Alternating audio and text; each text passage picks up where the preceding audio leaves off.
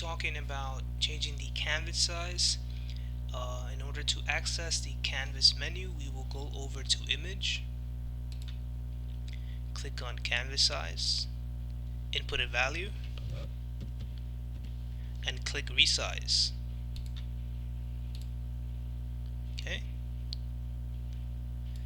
So in order for us to have the canvas fit the image, we will go over to Image, click on Fit Canvas to Layers, and there you go.